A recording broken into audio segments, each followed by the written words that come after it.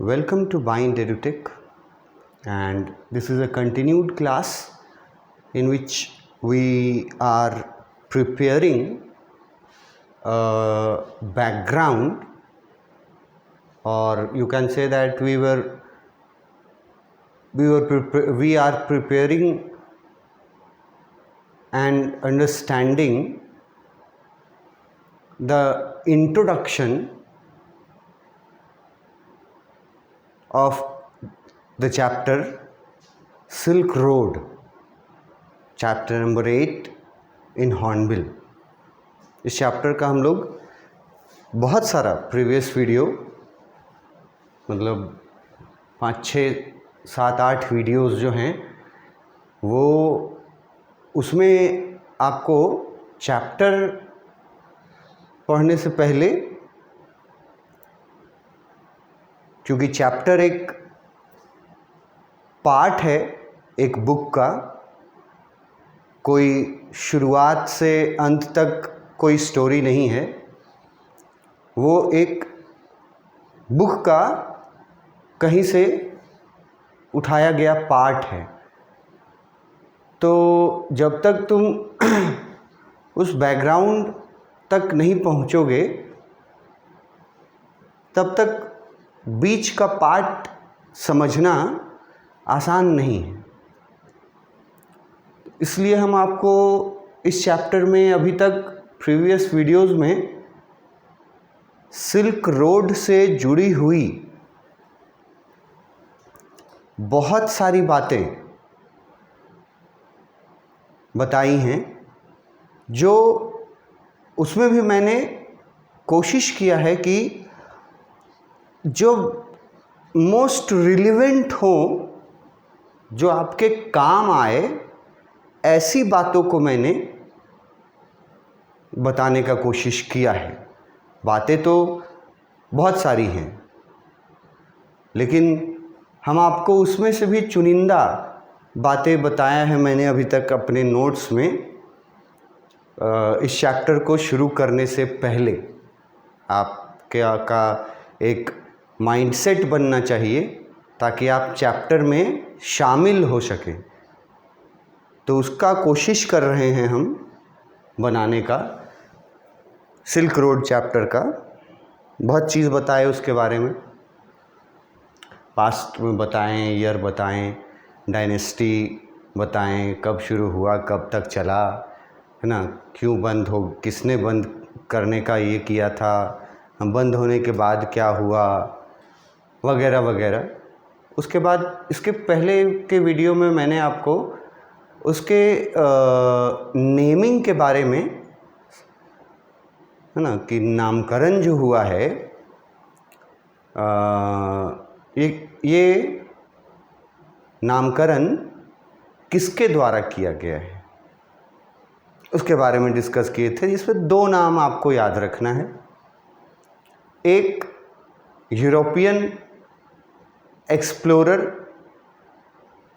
Marco Polo, इन्होंने उन roots में ट्रैवल किया है। उन रूट्स से, जो रूट्स सिल्क रूट कहलाते थे, उसमें बहुत ट्रैवल किया है मार्को पोलो ने, और उन्होंने इस बारे में अपने एक्सपीरियंसेस जो हैं वो बहुत गहराई से, डेप्थ से लिखा है अपने राइटिंग्स में। मगर अनफॉर्चुनेटली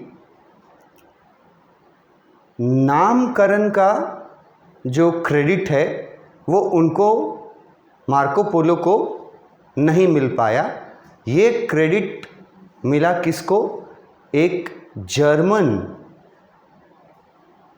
यहाँ बताए थे आपको, एक जर्मन जियोग्राफर एंड ट्रैवलर जिसका नाम फर्डिनेंड वॉन रिचहॉफेन, जर्मन नेम है, ठीक है।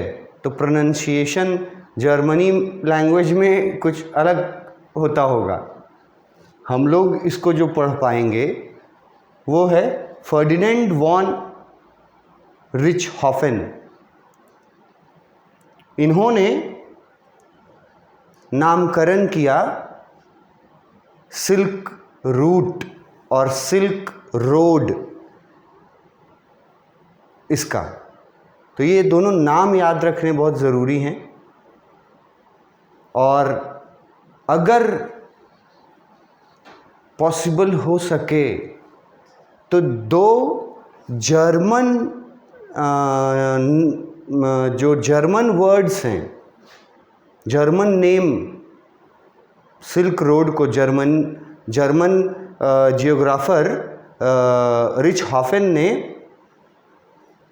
जर्मन लैंग्वेज में क्या नाम दिया था, वो दो यहाँ स्पेलिंग्स हैं। ये तुम देख सकते हो, ये मतलब कहीं बुक में, टेक्स्ट में कहीं नहीं मिलेगा। बहुत कम लोगों को, स्टूडेंट्स को इसके बारे में भी पता रहेगा। ये वर्ड है थोड़ा डिफ़िकल्ट, याद करना पड़ेगा, स्पेलिंग और मीनिंग आसान है याद रखना। तो जर्मन वर्ड्स हैं तो थोड़े अजीब से लगेंगे। ये दो वर्ड्स मैंने बताया है ना, ये उन लोगों के लिए है, उन स्टूडेंट्स के लिए जो अपने आप को, है ना, 90s में देखना चाहते हैं, मार्क्स अपने इंग्लिश में सब्जेक्ट में, है ना, जो वो जिनका टारगेट है। ख़ास करके ये वर्ड्स उनके लिए है कि ये वर्ड याद रखो, कहीं यूज़ करो। इस चैप्टर से कोई सवाल पूछे तो बताओ कि तुमको, मतलब इस चैप्टर को तुमने पढ़ा है तो चैप्टर तक ही सिर्फ सीमित आप नहीं हैं, ठीक है, उससे जुड़ी हुई बातें, मतलब बैकग्राउंड भी आप जानते हैं। तो ये वर्ड्स दो हैं, एक ही स्पेलिंग याद करना है बेसिकली, सिर्फ एक, और उसमें सिर्फ एक में एन लगा देना है, कोई और फर्क नहीं है। तो स्पेलिंग एक याद रखना है, सीडेनट्रासे। अब देखो, है जर्मन वर्ड, प्रोनाउंसिएशन इंग्लिश के हिसाब से कर रहे हैं जो स्पेलिंग लिखा हुआ है। समझ रहे हो कि ये है जर्मन वर्ड, लेकिन हम लोग प्रोनाउंसिएशन कैसे कर रहे हैं, इंग्लिश के हिसाब से कर रहे हैं। तो सीडेनट्रासे ये एक वर्ड, ये नाम है असली में, ये नाम दिया, ये जर्मन नेम है, जर्मन वर्ड है। और ये German explorer and geographer Ferdinand ने दिया था ये नाम। इसका मतलब होता है सिल्क रोड, ये वर्ड का। और इसी से जुड़ा जो ये वर्ड है सिल्क रूट्स, तो उसके लिए इसी स्पेलिंग में सिर्फ एन लगा देना है। तो ये वर्ड्स दिए गए थे, कॉइन करना यहाँ लिखा गया है, कॉइन किए गए थे किनके द्वारा, वो जर्मन जियोग्राफर फर्डिनेंड के द्वारा। और एक और नाम जो ज़रूरी है सिल्क रूट से, जिन्होंने बहुत ट्रैवलिंग किया, जिन्होंने बहुत डीपली उसके बारे में लिखा है अपने राइटिंग्स में, मार्को पोलो, यूरोपियन ट्रैवलर, उसने बहुत डेप्थ से लिखा है, मतलब उसने सचमुच में बहुत ट्रैवल किया उस रूट के थ्रू। बट अनफॉर्चुनेटली ये जो ऑनर है, या कहो कि ऑन रिकॉर्ड सिल्क रोड नाम मार्को पोलो का दिया हुआ नहीं है, बल्कि एक जर्मन एक्सप्लोरर का दिया हुआ है। और वो जर्मनी में, जर्मन लैंग्वेज में वो ये स्पेलिंग है उसका, सिल्क रोड और सिल्क रूट्स। ये अगर याद रख पाए कोई तो फिर उसको एक प्लस पॉइंट ज़रूर मिलेगा। फिर लिखा है कि दोनों ट्रैवलर्स ने, जर्मन ट्रैवलर और यूरोपियन ट्रैवलर मार्को पोलो और फर्डिनेंड, दोनों ने mention of the goods which were transported back and forth on the silk road. इन दोनों ने, मार्को पोलो और फर्डिनेंड, दोनों ने अपने अपने राइटिंग्स में ये भी मेंशन किया है कि सिल्क रोड से कौन कौन से आइटम्स ईस्ट से वेस्ट जाते थे और कौन कौन से आइटम्स वेस्ट से ईस्ट जाते थे। इन्होंने इतना एनालिसिस किया, इन्होंने तब लिखा अपने राइटिंग्स में। हमारे जो राइटर हैं निक मिडल्टन, तो उन्होंने तो पूरा बुक लिखा है ना इस पर, सिल्क रोड पर। तो हम लोग तो उसका एक छोटा सा हिस्सा पढ़ रहे हैं। तो इन्होंने ये भी मेंशन किया है कि कौन कौन से गुड्स ट्रांसपोर्ट होते हैं बैक एंड फोर्थ। ये टर्म यूज़ किया है। अगर ये है तो ऐसे आसान टर्म, लेकिन अगर नहीं जानते हो तो बैक एंड फोर्थ का मतलब है, बैक एंड फोर्थ आपको हम पेंडुलम समझते हैं अगर, तो उसका मूवमेंट जो होता है वो बैक एंड फोर्थ मूवमेंट कहेंगे। दोनों एंड ऐसे ऐसे टच करते रहता है, इधर से इधर भी जाता है, फिर इधर से इधर भी आता है। तो यहाँ बैक एंड फोर्थ का मतलब है कि आइटम्स ईस्ट से वेस्ट भी जाते थे और वेस्ट से ईस्ट भी आते थे। तो कुछ आइटम्स जो दोनों ने मेंशन किया है, मार्को पोलो और फर्डिनेंड, दोनों ने मेंशन किया है कि कौन कौन सी चीज़ें जाती थीं। उनके बारे में बेसिक देख लेते हैं कि क्या क्या उस समय एंशिएंट टाइम में जो लैंड वाला सिल्क रूट था उसमें क्या क्या कहाँ से कहाँ जाता था। तो पहला है from west to east these goods included. From west to east मतलब समझो, यूरोपियन कंट्रीज के तरफ से, के यूरोपियन कंट्रीज से ईस्टर्न कंट्रीज, मतलब जो एशियन कंट्रीज हैं, ईस्टर्न में हम लोग आते हैं। यूरोपियंस जो हैं, ब्रिटेन वगैरह जो है, ये सब वेस्टर्न कंट्रीज हैं। मैप में देखोगे तो हम लोग ईस्टर्न, ईस्ट साइड में हैं, ये लोग वेस्ट साइड में हैं। तो पहला वो सामान कुछ इम्पॉर्टेंट जो वेस्ट से ईस्ट लाया जाता था, उसमें क्या क्या है। फर्स्ट लिखा है हॉर्सेस, घोड़ों का नस्ल। हॉर्सेस मतलब अलग अलग तरह के घोड़े, वो लाए गए वेस्ट से ईस्ट में, ईस्टर्न कंट्रीज में घोड़े। दूसरा है सैडल्स एंड राइडिंग टैक। अब ये वर्ड जो है ना सैडल्स, ये क्या होता है, ये सैडल वर्ड जो है ये हॉर्स से ही जुड़ा हुआ है। घोड़े के पीठ पर बैठने के लिए जो एक इक्विपमेंट बांधा जाता है, सीट जो बांधा जाता है, समझ लो सीट, जैसे हम लोग बोलते हैं कि गाड़ी में सीट है, टू व्हीलर में भी सीट है, फोर व्हीलर में भी सीट है, तो घोड़े में भी एक सीट रहता है ना जिस पे बैठते हैं, उस सीट को बोलते हैं सैडल। घोड़ा के पीठ पर जो लगा हुआ रहता है। जैसे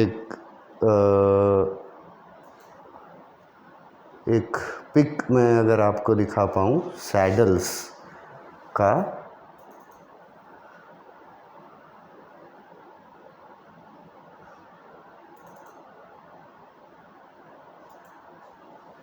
आप सब लोगों ने देखा होगा।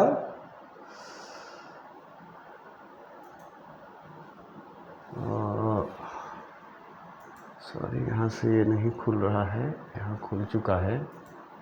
ठीक है, ये नहीं है, सैडल से भी दिखाएंगे। ये सारे चीज़ें ये तो इस चैप्टर से है ही।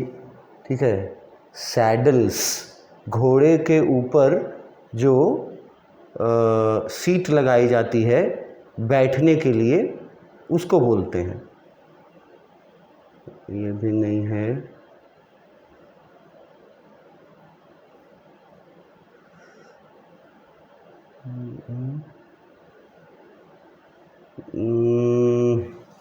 सैडल तो यहाँ नहीं मिल रहा है। सैडल, ये तो पोर्सेलेन है।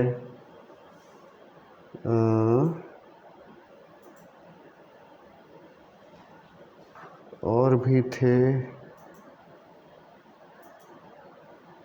ये आर्मर है। अच्छा, सैडल मैं आपको दिखाऊंगा। वैसे आप इमेजिन कर सकते हैं, मुझे लगता है सब कोई, कि घोड़े के ऊपर जो सीट लगा होता है बैठने वाला, उसको सैडल बोलते हैं। उसके साथ लिखा है राइडिंग टैक। अब ये टैक वर्ड जो है ना, ये शॉर्ट फॉर्म है। फुल फॉर्म टैकल, टैकल, इसी में LE लगा दो तो टैकल कहलाएगा। और टैकल करने का मतलब क्या होता है,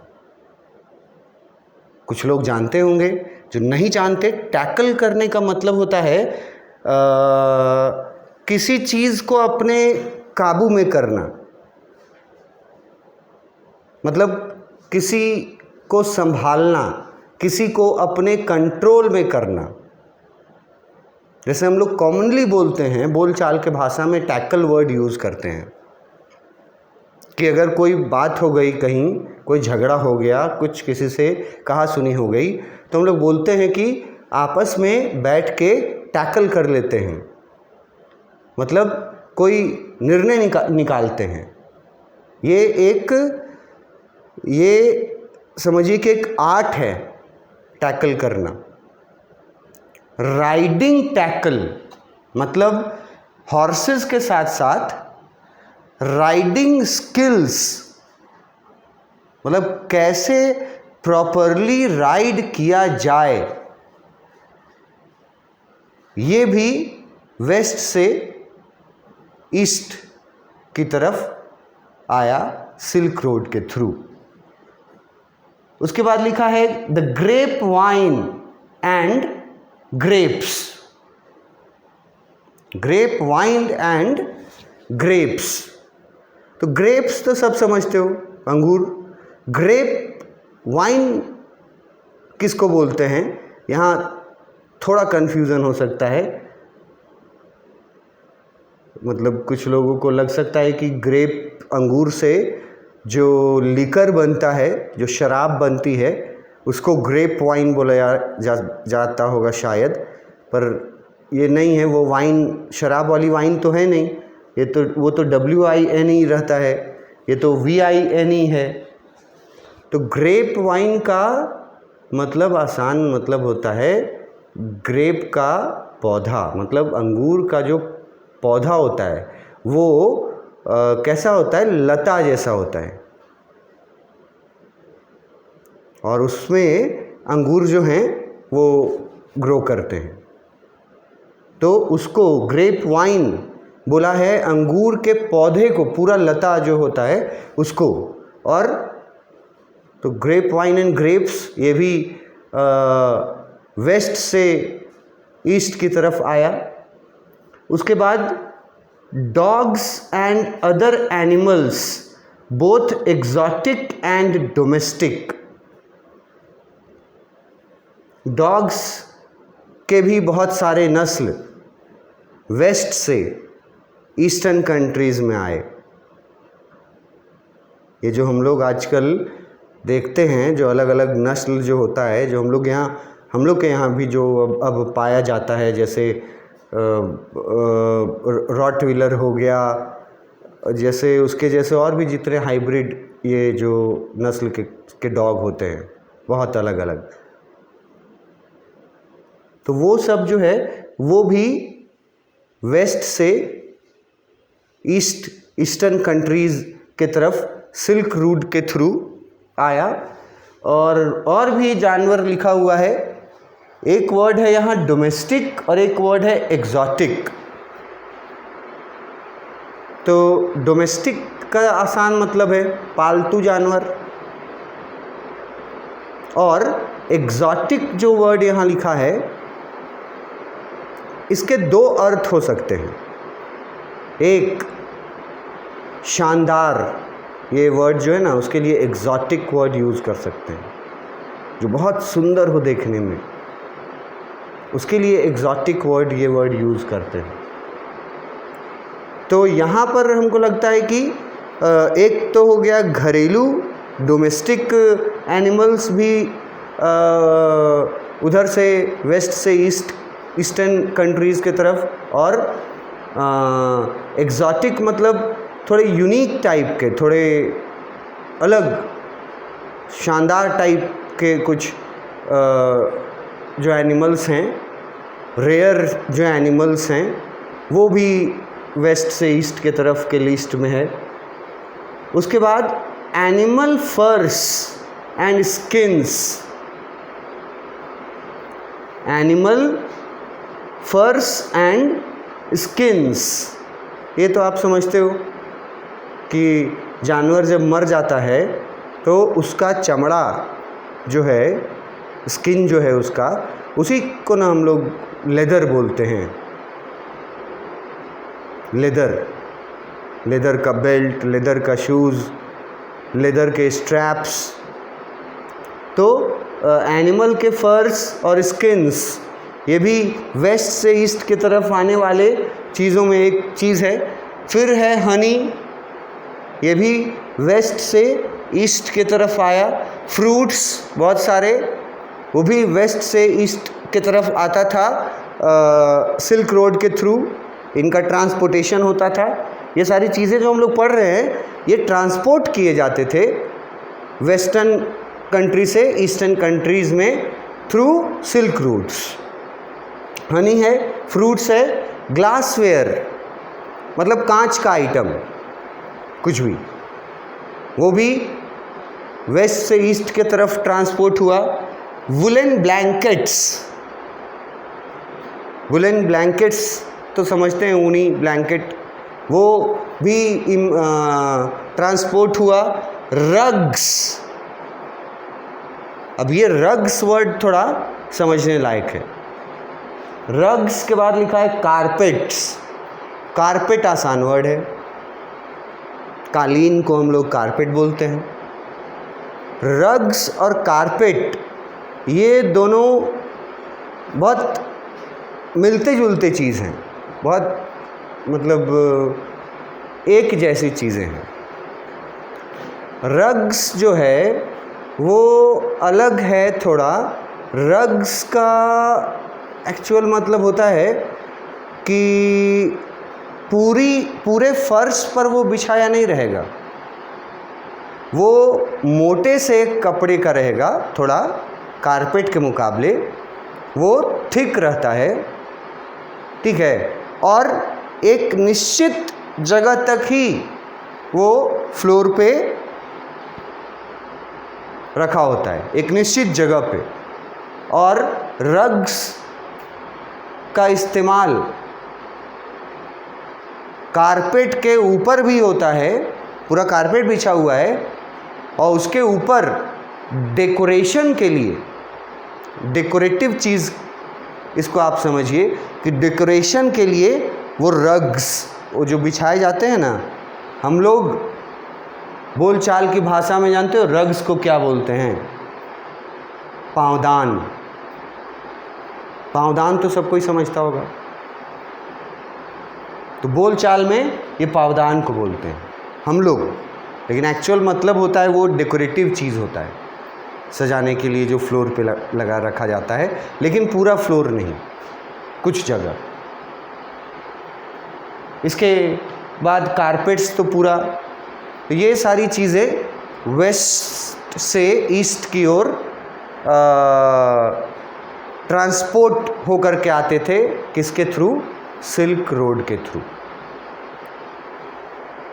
और इसके आगे और अब रिवर्स भी जानेंगे कि ईस्ट से वेस्ट की ओर क्या जाते थे।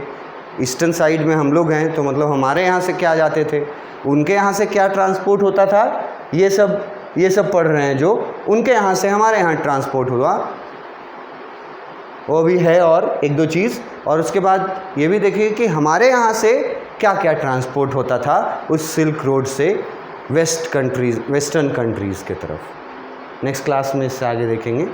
Thank you.